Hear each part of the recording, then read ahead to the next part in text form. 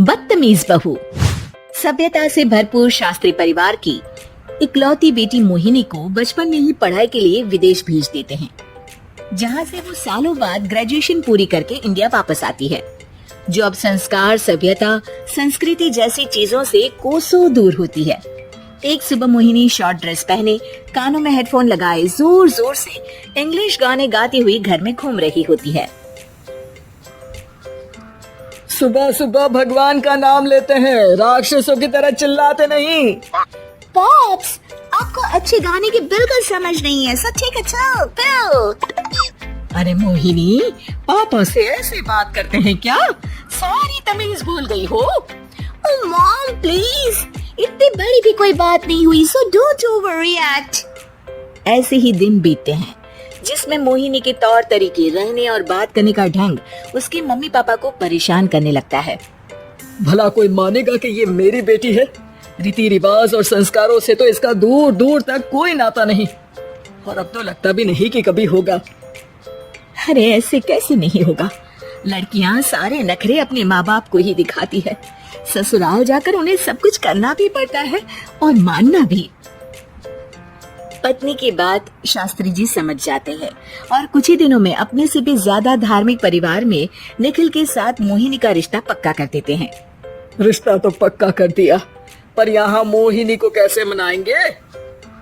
शादी ब्याह के मामले में आटे में नमक जितना झूठ तो चलता है जी। इसी तरह एक के बाद एक तिकड़म लगाते हुए दोनों मिलकर मोहिनी को शादी के लिए तैयार कर लेते हैं और मोहिनी निखिल की शादी हो जाती है, जिसके अगले दिन से ही मोहिनी दोबारा अपने पूरे अवतार में शॉर्ट ड्रेस पहनकर घर में घूमने लगती है। बहू को ऐसे देख सास की आंखें फटी की फटी रह जाती हैं। अरे यह क्या बेशर्मी है, हमारे घर की लड़कियां जींस तक नहीं पहनती और तुम बहू होकर इतने छोटे कपड़े पहनकर पूरे घर में घूम रही हो। सीरियसली मॉम, प्लीज आप अपनी इस 80 के दशक वाली सोच में मुझे इंक्लूड मत करो। हाय तौबा, एक तो बेशर्मी दिखाती है, ऊपर से सास के साथ जुबान भी लड़ाती है। अरे जल्दी कपड़े बदल कर आ, घर की पहली आरती तुम्हें ही करनी है। इतनी देर में निखिल भी वहाँ आ जाता है। माँ पापा आने वाले हैं, पूजा का सारा सामान तैयार है ना? ये पूजा हमेशा मेरे बॉयफ्रेंड्स के पीछे पड़ी रहती थी और अब हस्बैंड के पीछे भी आ गई। मोहिनी की बातें सुन सास तो अपना सिर पकड़ लेती है, लेकिन निखिल किसी न किसी तरह उसे पूजा के लिए कन्विंस करके कपड़े चेंज करने के लिए भेज देता है, जिस पर पूजा खत्म होने के बाद वो एक बार फिर अपनी शॉर्ट ड्रेस में आ जाती है। बहू, ये क्या तरीका है? संस्कार नाम की कोई चीज है या नहीं? नहीं ससुर जी, संस्कार मेरा दूसरा बॉयफ्रेंड था, अब तो मेरा उससे कोई कांटेक्ट नहीं है। मोहिनी का जवाब सुन के ससुर तो भगवान नाम जपते वहाँ से चले जाते हैं, लेकिन सास बहू के बीच कहासुनी फिर शुरू हो जाती है, जिसे इग्नोर करते हुए मोहिनी घर से बाहर चली जाती है और देर रात घर वापस आती है। मोहिनी, मैं जानता हूँ कि तुम विदेश में रही हो और तुम्हें वहीं की आदत है, पर यहाँ चीजें कुछ अलग है। अगर तुम उस हिसाब से कुछ एडजस्ट कर लो तो सबके लिए सही हो जाएगा। I am not in a lecture mood. Good night. अगली सुबह मोहिनी देर से उठकर एक बार फिर उसी तरह सबके सामने आती है, जिस पर उसकी सास कुछ बोले उससे पहले ही मोहिनी की दोस्त मोनिका और रचल वहाँ आ जाती हैं। Oh hi darling, how are you?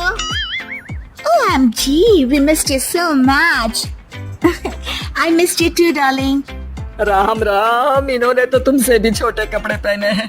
अरे तुम लोगों के अंदर कोई शर्म लिहाज बाकी भी है या सब बेच खाई? मोहिनी, तुम्हारी मेड कुछ ज्यादा नहीं बोलती।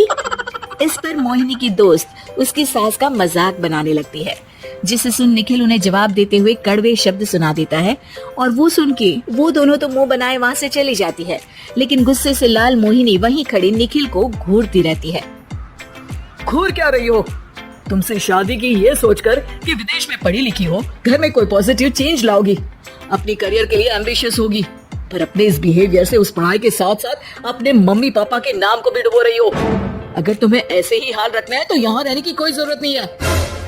निखिल की बातें सुनकर मोहिनी रोते हुए घर छोड़कर अपनी मम्मी पापा के पास वापस आ जाती है। ससुराल में सब कुछ ठीक तो है? वो अपने आप को समझते क्या है? मोहिनी पर चिल्ला रहे हैं? मैं क्यों उसके इशारों पर चलूं? मैं अपनी लाइफ अपने तरीके से जीना चाहती हूँ और वो ना आप लोगों को मंजूर था और ना ही उन्हें है। तुम यहाँ नहीं रह सकती।